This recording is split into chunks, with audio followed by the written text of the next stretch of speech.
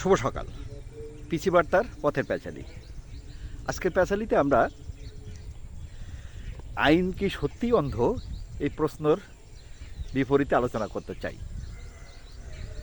আপনাদের মনে আছে কি নিশ্চয়ই চিন্ময় কৃষ্ণ দাস, তিনি একটি সভা চলাকালীন সময় সেই সভার পেছন থেকে কোনো একটা জায়গায় একটি পতাকা তোলা হয়েছিল। তাদের সংগঠনের পতাকার উপরে জাতীয় পতাকা না হয়ে জাতীয় পতাকাটা নিচে হয়েছিল। এই অভিযোগে তার বিরুদ্ধে রাষ্ট্রদ্রোহ মামলা দেওয়া হয়েছিল। এটা কিন্তু অনুষ্ঠানের মূল মঞ্চের সাথে সংশ্লিষ্ট ছিল না এবং এই পতাকা উত্তোলনে চিন্ময় কৃষ্ণ দাসের কোনো ভূমিকাও ছিল না। তারপরেও রাষ্ট্রদ্রোহ মামলা, এই মামলার আর শেষ হয় না। তিনি যখন কারাগারে যাচ্ছেন সে সময় একজন আইনজীবী খুন হয়ে যায়। সেই আইনজীবী হত্যার অভিযোগও তার উপরে আরোপিত হয়। তার মামলা প্রথমত অন্তর্বর্তীকালীন সরকারের 18 মাসে শুনানিই হয়নি, শুনানি করা যাচ্ছিলই না। কিন্তু পরে শুনানি হয়েছে। আমরা গণমাধ্যমের বিভিন্ন সামাজিক যোগাযোগ মাধ্যমে আমরা আসলে জেনেছি যে তার মামলার জামিন হয়েছে, কিন্তু তিনি মুক্তি পাচ্ছেন না। এরকম ঘটনা আইভি রহমানের ক্ষেত্রে আমরা দেখেছি, প্রাক্তন প্রধান বিচারপতির ক্ষেত্রেও দেখেছি। এরকম অনেক জায়গায় দেখেছি যে প্রথমত একটা সময় মামলার শুনানি হয়নি, পরবর্তীতে তাদের বিরুদ্ধে সুনির্দিষ্ট বা ঠিক যুক্তিসঙ্গত অভিযোগ না থাকার কারণে মামলায় তাদের জামিন হলেও তারা কিন্তু আদৌ বেরোতে পারছে না। এইখানে যে কী ঘটনা ঘটেছে এটা নিয়েই কিন্তু প্রশ্ন ছিল। সেই প্রশ্নটার জবাব আমরা পরবর্তী সময়ে আসলে পেয়েছি, যে মামলাগুলোর পরবর্তী সময়ে কারো কারো ক্ষেত্রে নতুন নতুন মামলা দেওয়া হয়েছে জেলগেটে, আবার কারো কারো ক্ষেত্রে সরকার আপিল করা এবং আপিলের শুনানি না হওয়া এবং বিশাল আপিলের জট থাকার কারণে এই মামলাগুলোর আর আলোর মুখ দেখছে না। ফলে জামিন পাওয়ার পরেও তারা মুক্ত হতে পারছে না।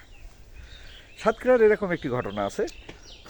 সাতক্ষীরার মেয়ে লায়লা পারভিন সেজুতি, আপনারা অনেকেই চেনেন তাকে। তিনি বীর মুক্তিযোদ্ধা আলাউদ্দিনের কন্যা, একটি হাই স্কুলের প্রধান শিক্ষক।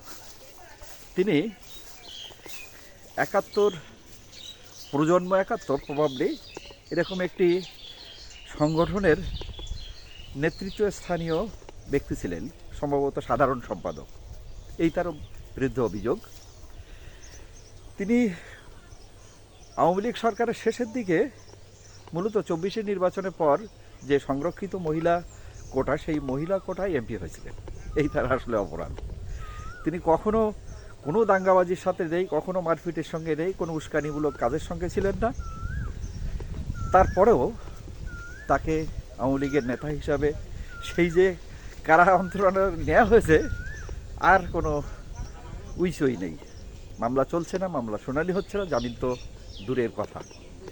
এরকম অসংখ্য ঘটনার কথা আমরা আসলে বলি। এরকম এ বিষয়ে আমি এর আগেও একটা ভিডিও করেছি। তো যাই হোক, সরকার ইতিমধ্যে নতুন সরকার এসেছে, তাদের অবশ্যই বিষয়টি নতুন করে ভেবে দেখা দরকার। মানুষ কষ্ট পাচ্ছে। এই ধরনের বিষয় যখন দীর্ঘদিন ধরে চলতে থাকে, সরকারের বিরুদ্ধে কিন্তু এগুলো ক্ষোভ তৈরি হয়, ক্ষোভ থেকে একসময় জনরস তৈরি হয় এবং শেষ পর্যন্ত সরকারের আসন নিয়ে টানাটানি হয়। আমরা চাই বিএনপি সরকার খুবই ভালোভাবে, একটি সুশৃঙ্খলভাবেই গণতান্ত্রিক পদ্ধতিতেই রাষ্ট্র পরিচালনা করবেন। এখানে মানুষের প্রতি যে জুলুম, সেটা কমে আসবে অথবা জুলুম করা হবে না, এটাই মানুষের প্রত্যাশা ছিল। যাই হোক, আমরা প্রত্যাশা করতে চাই এ ধরনের মামলাগুলো দ্রুত শুনানি হোক। যাদের জামিন পাওয়ার যোগ্যতা আছে বা যাদের বিরুদ্ধে অভিযোগ মৃদু, তাদেরকে জামিন দিয়ে দেওয়া হোক। এই কারা অন্তরালে থাকা এই মানুষগুলোর অনেকেই কিন্তু বয়সে, বার্ধক্যের যে নানাবিধ সমস্যা, সেসব সমস্যা যেমন আছে, পাশাপাশি জীবনী শক্তি দ্রুতই কমে আসছে। সরকারের মানবিক হওয়ার অনুরোধ করছি। বিষয়টি পুনর্বিবেচনা করা দরকার।